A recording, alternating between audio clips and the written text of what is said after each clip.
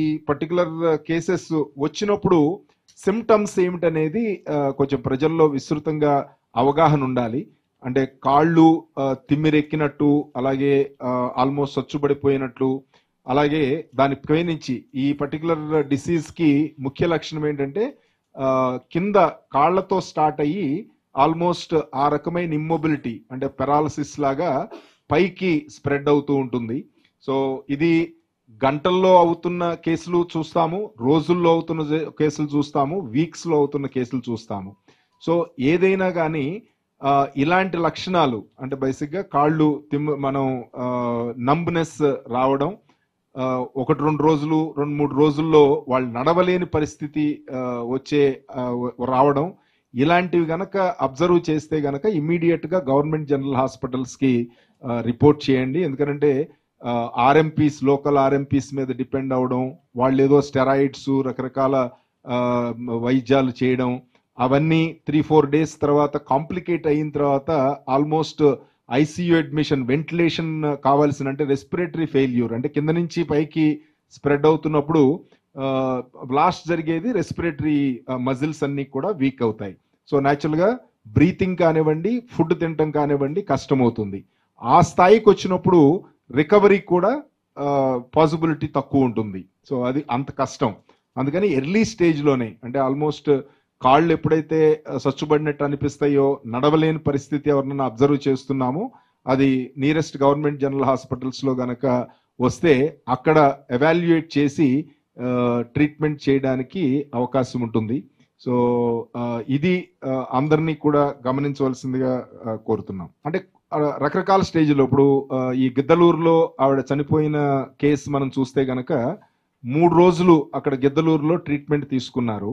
So కొన్ని అంటే అన్నిట్లోనూ 3 రోజుల్లో కాంప్లికేట్ అవుతుందని కూడా చెప్పలేము. ఇప్పుడు 85% కేసెస్, ఇప్పుడు జీబీ సిండ్రోమ్ వచ్చిన 85% కేసులు ఈవెన్ ఇమ్యునోగ్లోబులిన్స్ కూడా అడ్మినిస్టర్ అవ్వకోకుండానే సెట్ అయిపోయినవి ఉంటాయి. అంటే మన బాడీ తత్వాన్ని బట్టి, మన బాడీ ఇమ్యూనిటీని బట్టి డిపెండ్ అయి ఉంటుంది.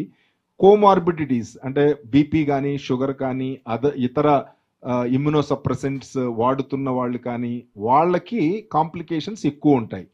సో ఈ రకంగా వచ్చి అక్కడ లోకల్ ట్రీట్మెంట్స్ తీసుకుని ప్రైవేట్ హాస్పిటల్స్కి వెళ్ళి అలా టైం చాలా గడిచిన తర్వాత వచ్చిన కేసులు చాలా కాంప్లికేషన్లోకి వస్తాయి. కాబట్టి ఎప్పుడైనా వెంటిలేషన్ అవసరమైన దానికి మన రికవరీ అవ్వడం అంత కష్టం అవుతుంది. కాబట్టి ఎంత ఫాస్ట్గా వస్తే అంత రిజల్ట్ బెటర్గా ఉంటుంది. సో ఈ కుర్రవాడు కూడా 10 years కుర్రవాడు కూడా చనిపోయిన కుర్రవాడిది చూస్తే గనక ఫస్ట్ వాళ్ళు ప్రైవేట్ హాస్పిటల్కి వెళ్ళారు. వాళ్ళు అక్కడ కేజీహెచ్కి రిఫర్ చేశారు. కేజీహెచ్లో జస్ట్ 2 days ఉండి ఎగనెస్ట్ మెడికల్ అడ్వైస్ వాళ్ళు బయటికి వెళ్ళిపోయి అక్కడ జెమ్స్ శ్రీకాకుళంలో జాయిన్ చేశారు. సో ఇలా మనం చేంజ్ అవుతూ ఉంటే గనక న్యాచురల్గా ఆ కన్సిస్టెన్సీ, ట్రీట్మెంట్ కన్సిస్టెన్సీ ఉండదు. ప్రైవేట్ హాస్పిటల్స్లో మనందరికీ తెలిసిందే, ఇది చాలా ఎక్స్పెన్సివ్ మెడిసిన్స్ వాడాలి. ఆల్మోస్ట్ పర్ డే ₹1,00,000 ఖర్చు అవుతుంది బయట మార్కెట్లో ఉన్న వైల్స్ కనుక కొంటే. అదే మన గవర్నమెంట్లో మనకి 7,000 రూపీస్కి వస్తుంది ఒక్కొక్క వైల్, బల్క్లో కొంటాం కాబట్టి. అదే ప్రైవేట్గా చూస్తే కనుక ₹20,000. సో ₹1,00,000 ఇంటూ 5 రోజులు మనం అడ్మినిస్టర్ చేయాలి, ₹5,00,000 ప్లస్ ఐసీయూ ఛార్జెస్ ఇవన్నీ కలిపి ప్రతిరోజు ₹25,000 నుంచి ₹50,000 వరకు చేస్తారు. సో అందుకని చాలా కాస్ట్లీ థింగ్. ఎఫోర్డ్ చేయగలిగిన వాళ్ళు ఓకే, కామన్ పీపుల్ మాత్రం వీళ్ళంత ఫాస్ట్గా గవర్నమెంట్ జనరల్ హాస్పిటల్లో కానీ అలాగే ఎన్టీఆర్ వైద్య సేవలో కూడా ఈ ప్రోగ్రామ్ ఉంది, ఈ పర్టికులర్ ప్యాకేజ్ ఉంది. సో దాంట్లో ట్రీట్మెంట్ గనక ఫాస్ట్గా తీసుకోగలిగితే గనక సర్వైవల్ చాలా బాగుంటుంది. బట్ ఇంటర్నేషనల్గా చూస్తే గనక 5 to 7% మోర్టాలిటీ ఉంది. అంటే బెస్ట్ కంట్రీస్లో, బెస్ట్ మెడికల్ ఫెసిలిటీస్ ఉన్న కంట్రీస్ యుఎస్లో కూడా 5 to 7% మోర్టాలిటీ రేట్ ఉంది. సో అది మనం అవాయిడ్ చేయలేము. బట్ మనం చేయగలిగింది ఇన్ఫెక్షన్స్ రాకుండా చూసుకోవడం. ఇలాంటిది ఏదన్నా లక్షణాలు ఉన్నప్పుడు ఇమీడియట్గా గవర్నమెంట్ జనరల్ హాస్పిటల్లో రిపోర్ట్ చేసి ట్రీట్మెంట్ తీసుకోవడానికి ముందుకు రావడం. సో ఈ రోజు కూడా వస్తున్నాయి. ఇప్పుడు ఈ రోజు కూడా రీజన్స్ ఉండవండి. ఇంటర్నేషనల్గా రీజన్స్ కనుక్కోవడం జరగలేదు. అలాగే ఈవెన్ జెనెటిక్ ఫ్యాక్టర్స్ కానీ ఏవి కూడా, అంటే ఎందుకు వస్తుంది, ఇప్పుడు ఆల్మోస్ట్ మనం రోజు చూస్తాం వేల మందికి ఇన్ఫెక్షన్స్ వస్తాయి. అంటే ఫీవర్ కానివ్వండి, డయేరియా కానివ్వండి, జీఈ కేసెస్ కానివ్వండి, రెస్పిరేటరీ ఇన్ఫెక్షన్, ఇన్ఫ్లుయెన్జా, ఇలా చాలా మందికి వస్తూ ఉంటాయి. వీళ్ళల్లో ఎవరికి జీబీ సిండ్రోమ్ వస్తుందనేది ఇంతవరకు ఆ రకమైన మనం ప్రిడిక్షన్ ఏమి చేయలేము. ఎందుకంటే స్పెసిఫిక్ రీజన్ అనేది ఉండదు. బాడీ తత్వాన్ని బట్టి అయి ఉండొచ్చు, లేకపోతే అక్కడున్న అతని ఇమ్యూనిటీని బట్టి ఉండొచ్చు. సో అలా వస్తుంది కాబట్టి మనం జాగ్రత్తగా ఉండటం ఒక ఆస్పెక్ట్. రెండోది, ఫస్ట్ సిమ్టమ్స్ ఎంత ఫాస్ట్గా మనం గమనించి ట్రీట్మెంట్కి ఒక చోటకి రావడం అనేది రెండో ముఖ్య అంశం. అంటే ప్రతి గవర్నమెంట్ జనరల్ హాస్పిటల్లో కూడా మనం టెస్ట్ చేయడానికి సదుపాయాలు ఉన్నాయి. నెర్వ్ కండక్షన్ టెస్ట్ అని మన ప్రిన్సిపాల్ గుంటూరు మెడికల్ కాలేజ్ మన సుందరాచారి గారు ఈ టెక్నికల్గా చెప్తారు. టెస్ట్లు చాలా సింపుల్ టెస్ట్తోనే మనం తెలుసుకోవచ్చు ఒకటి. అలాగే క్లినికల్ సిమ్టమ్స్ని బట్టి కూడా జీబీ సిండ్రోమ్ చాలా ఈజీగా ఐడెంటిఫై చేయొచ్చు. అట్లీస్ట్ 2-3 రోజుల్లోనే మామూలుగా హ్యాపీగా తిరిగే అతను నడవలేని పరిస్థితి ఉండి పడిపోతున్నాడు అంటే గనక అది ఈ జీబీ సిండ్రోమ్ సిమ్టమ్స్. సో అందుకని అది ఫర్దర్ డీటెయిల్స్ మన సుందరాచారి గారు చెప్తారు. అదే ఇప్పుడు ఎక్కడ కేసు వచ్చినా కానీ, ఇప్పుడు ప్రస్తుతం ఎక్కడ కేసు వచ్చినా కానీ ఆ చుట్టుపక్కల హౌసెస్ కానివ్వండి, ఆ విలేజెస్ కానివ్వండి, హౌస్ టు హౌస్ సర్వే చేపిస్తున్నాము. ఈ రకమైన సిమ్టమ్స్ ఎవరికన్నా ఉన్నాయా అనేది విచారించి వాళ్ళని అడ్వైజ్ చేయడానికి.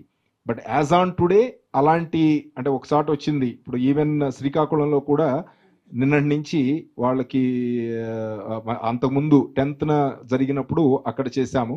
గిద్దలూరులో కూడా ఆ విలేజ్ అంతా కూడా హౌస్ టు హౌస్ సర్వే చేయించాము నిన్నటి నుంచి ఈ రోజు వరకు. సో ఆ రకమైన ఫార్చునేట్లీ అలాంటి కేసెస్ ఏమీ రాలేదు. సో ఇవి ఏదో ఒక కేసు ర్యాండమ్గా వస్తోంది. సో దాని తర్వాత ఇంకొక ఎక్కడన్నా అవ్వలేదు. ఇప్పుడు ఈరోజు మళ్ళీ గుంటూరు ఇంకొక కొత్త కేసు వచ్చింది. సత్తెనపల్లి నుంచి ఇంకొక కేసు వచ్చింది ఫ్రెష్గా. సో ఇంతకుముందు నరసరావుపేట నుంచి వచ్చింది, గిద్దలూరు నుంచి వచ్చింది, తర్వాత కోనసీమ నుంచి వచ్చింది. సో అలా డిఫరెంట్ ఏరియాస్ నుంచి వస్తున్నాయి. లేదు, ఇది ఏమీ కమ్యూనికబుల్ కాదు. ఫస్ట్ ఒకరి నుంచి ఒకరికి అంటుకునేది కాదు. అలాగే ఒక పర్టికులర్ జెనెటిక్గా మనం వచ్చేది కాదు. ఒకరికి వస్తే ఫ్యామిలీలో వస్తూ అలాంటి వ్యాధి కాదు. సో ఇది కొత్తగా వచ్చింది కాదు. ఇది సంవత్సరాల తరబడి ఈ పర్టికులర్ కేసులు వస్తూనే ఉన్నాయి. బట్ పూణేలో ఏదైతే కాన్సన్ట్రేట్ ఏరియాలో వచ్చిందో దాని వలన ఇప్పుడు ప్రజల్లో ఈ పర్టికులర్ వ్యాధి మీద అవగాహన పెరిగింది. సో అలాంటి సిచ్యువేషన్ ఏమన్నా వస్తుందేమో అనే భయం ఉంది. సో అందుకని అది డిపార్ట్మెంట్ తరపు నుంచి పూర్తి స్థాయిలో చెక్ చేస్తున్నాము. ఏ కేసు రిపోర్ట్ అయినా కానీ ఆ చుట్టుపక్కల అంతా కూడా సర్వేలెన్స్ యాక్టివిటీ చేసి నిజంగా ఏదన్నా అలాంటి ఇష్యూ ఉంటే కనుక ఇమీడియట్ గా స్పందించడానికి అన్ని రకాలుగా అప్రమత్తంగా ఉన్నాం. 2